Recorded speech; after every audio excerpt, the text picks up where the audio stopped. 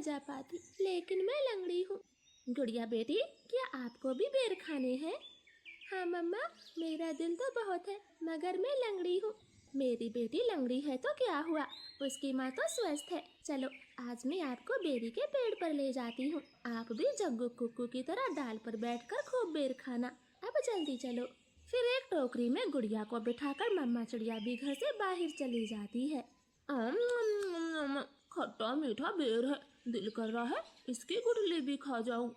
नहीं जग्गू, गुठली नहीं खाना, बेर बहुत है, तुम बेर को ही खाओ। मैं तो कुछ बेर अपने घर भी लेकर जाऊंगा।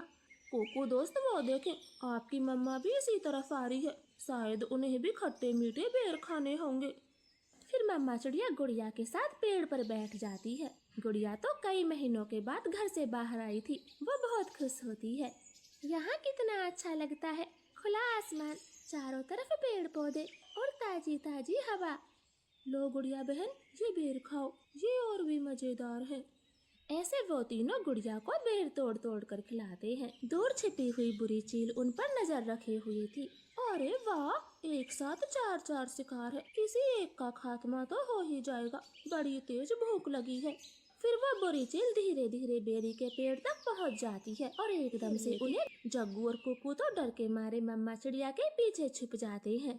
सब ऐसे ही खड़े रहो, अगर एक भी भागा तो कच्चा चबा जाऊंगी, बड़ी तेज भूख लगी है मुझे। नाना चील जी, हमें जाने दे, हमारी जान बख्श दे, छोटे बच्चों पर रहम करें। नाना चिड़िया, किसी एक को तो अपना शिकार बनाकर ही खाऊंगी।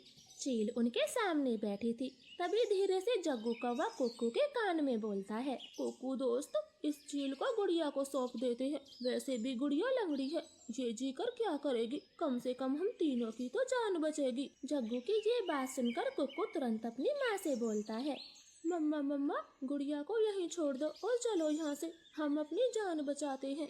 हाँ भाई, ये भी ठीक है, मेरा काम इस लंगड़ी चिड़िया से ही चल जाएगा, तुम सब चले जाओ।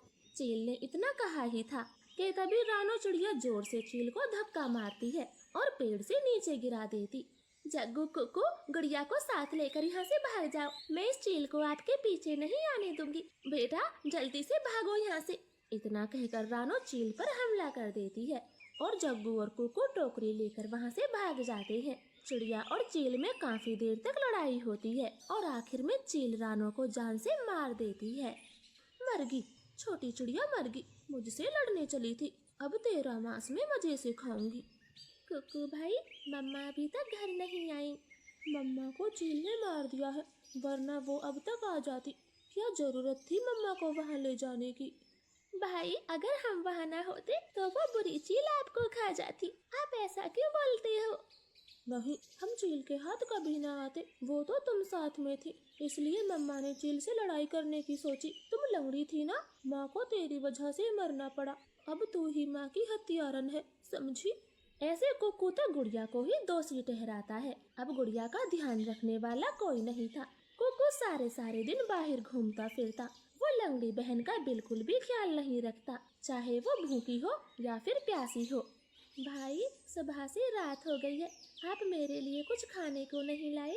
जंगल में भोजन की कमी हो गई है, अपना पेट भरना ही बड़ा मुश्किल है, ऐसे में तेरे लिए दाना कहाँ से लाता? ऐसा बोलकर कुक्कू तो सो जाता है। गुड़िया को पूरी रात नींद नहीं आती, क्योंकि वो तो कई दिनों से भूखी थी। मम्मा, मम्मा, अगर आज आप जिंदा होती तो मेरा कितना ख्याल रखती, अब तो मुझे भी भूखा सोना पड़ता है, मैं क्या